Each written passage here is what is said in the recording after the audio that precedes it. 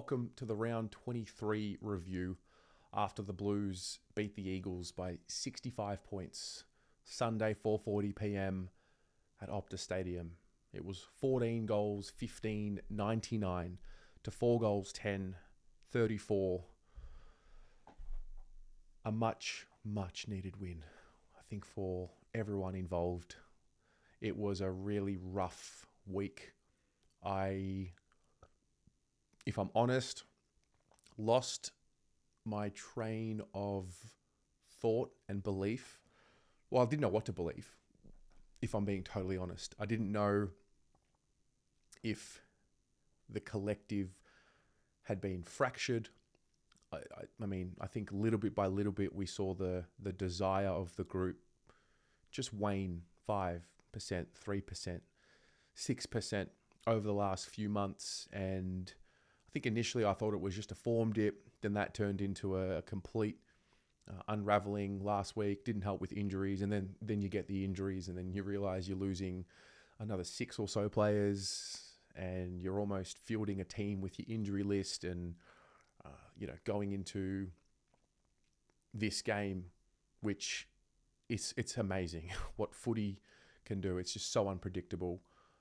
And that's the only thing that is predictable, that you just don't know. If you had said we'd be beating the Eagles by 65 points at the start of the year, I would have said, yep, that's kind of where I would hope us to be and expect us to be. If you had said even 4 weeks ago, we'll beat the Eagles by 65 points, I would have said, yeah, of course, we're going to bout, we're in a bit of a form slump now, but that's a regulation win. If you had have said that we would beat the Eagles by 65 points last Monday, the day after round 22, I would have said, you're dreaming.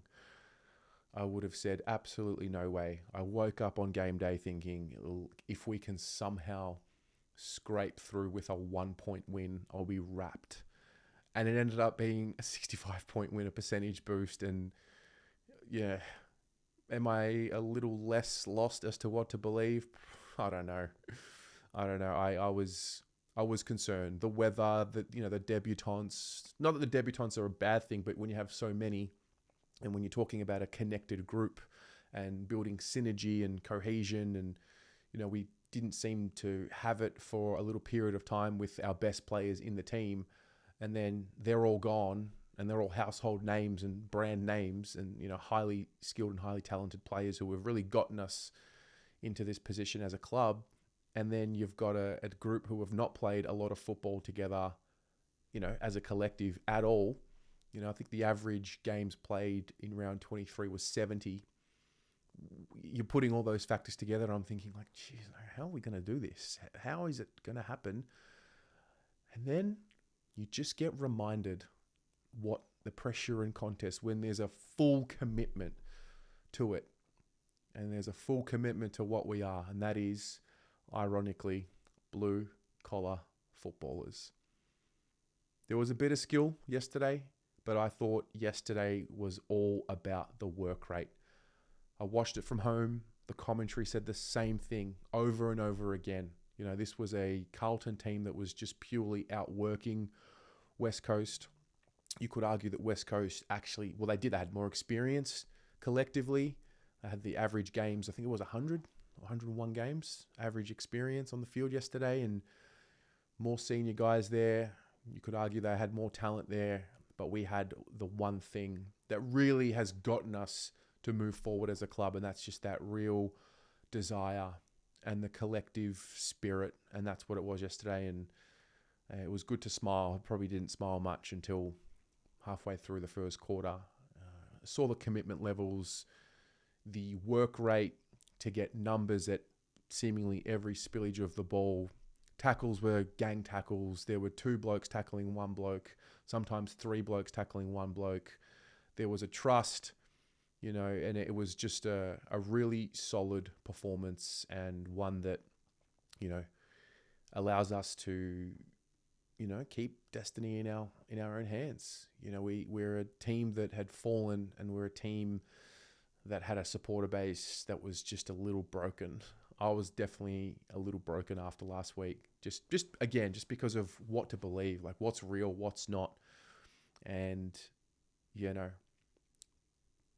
The other thing I learned about yesterday was, you bring in debutants, and then the guys who have been your youngsters all year and the really inexperienced players, like, the Ollie Hollands and, the Lockie Cowan and the Brody Kemp, these guys who were in their first couple of seasons in the league, probably more so Ollie and Lockie. And then you start seeing what happens when you give people responsibility. Sometimes they can thrive. And all of a sudden you start seeing Ollie Hollands play with this accountability and this responsibility and this seniority. And you start seeing what it's going to look like in a couple of years. Lockie Cowan has played less than 30 games, less than 25 games. You give him some responsibility and he takes it, and they carried it. And then, you get an energy boost with Cooper Lord, who comes in and just looks totally ready for the level from the first bounce. You got Jackson Binns, who maybe needed a little bit of time throughout the game to settle. Once he got his confidence going, then he started looking like the Jackson Binns that we've seen in the VFL. Then you bring in Ashton. And I think Ashton's an interesting one too, because for a week where I was tense and a little frustrated and disappointed, to see this kid come in and you see the scenes just before he's about to be subbed off and he's smiling and he's just so excited. And it reminds you, we're all here for the success and we want the club to win a premiership, and sometimes that can get in the way of appreciating the process and the ups and the downs that you still have to go through to get there. And then all of a sudden it starts making sense, because it is a revolving club. It's a revolving entity. It just continues. Nothing is guaranteed other than constant movement. Everything just keeps going. Whether we reach the highs that we want to reach or not, there will always be fresh players coming and going. So to see him come in and play with confidence and just be ready and take that strong mark on the half-forward flank, slash the wing, and then, take his moment, kick that freakish goal and just bring something fresh. Then there's the other part of the story where someone has to help me understand when Harry and Charlie are not there. The forward entries were so much better. There was such a higher IQ about it. And I guess it does make sense. When Harry and Charlie are there, you're going to kick to them. Of course you are. And I think there was a lesson in that. I went into the game thinking we're really going to be reminded why we need Harry and Charlie. And I'm not suggesting that we don't need Harry or Charlie. What I am suggesting is there's a lesson to be learned that when they do return, we can flip this script on its head. We know that they're going to be double teamed. And so therefore the math suggests that if two defenders are on one player, there has to be a hole somewhere else in that forward line. And I think that was the other pleasing thing, to see they had almost no choice but to lower their eyes. There was no shortcut to be taken, and you just bomb it on top of Harry or Charlie and let them figure it out. It was amazing to see the numbers at the drop of the ball, the inside 50 tackles. We all saw the numbers. We blasted it, and all of a sudden it's just West Coast. Whereas in the morning it was, oh my God, it's West Coast at Optus with 17 players on the injury list. So it was a good performance. I'm really happy about it.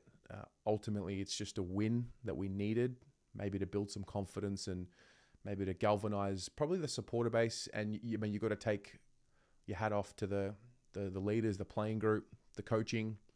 I think when we lose, and when we did lose last week, a lot of the criticism that I had about the team and the club in general was the preparation. They did not play like a team that was so sure of what they needed to do and how they needed to execute. And then injuries happened, and then obviously we were never winning that game.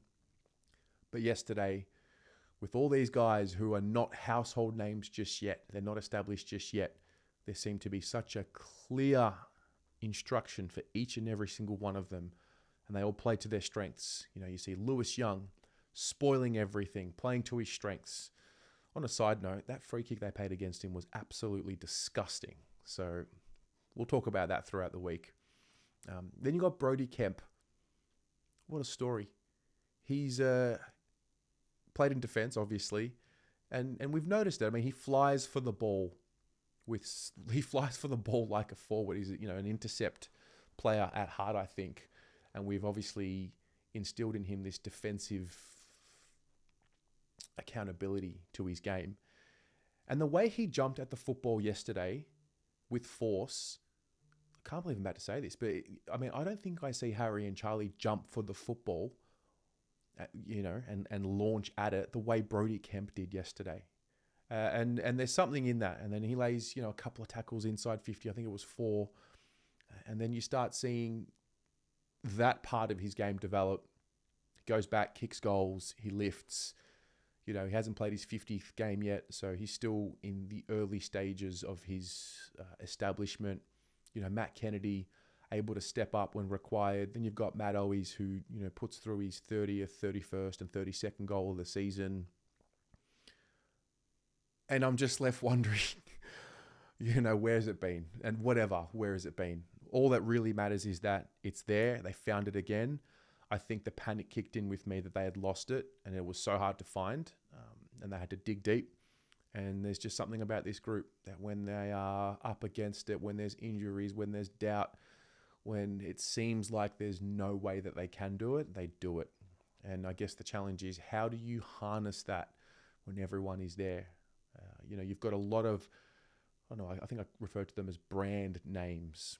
And, I think the cycle of footy, you come into the league, you need to establish yourself. So how do you do that? Well, you've got to work your ass off. You've got to play with this intensity and this spirit.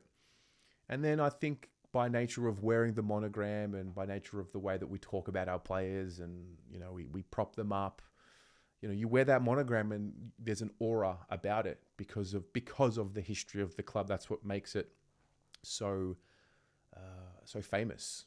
It's been around for 160 years. So they get to this point where they're household names, and not that they don't need to prove themselves, but they don't need to prove themselves as much as they did before they became those established names.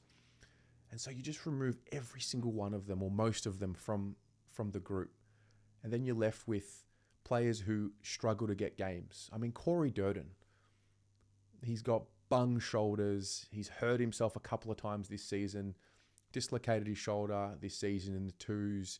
He's just hanging on for the dream. He wants it more than he wants to breathe almost, but I thought prior to him doing his shoulder and that popping out, I thought that was one of his best games that I've seen. And it was just all desire, intensity. Matt Kennedy, a guy that's been a sub so many times, all of a sudden was a key pillar in that win yesterday.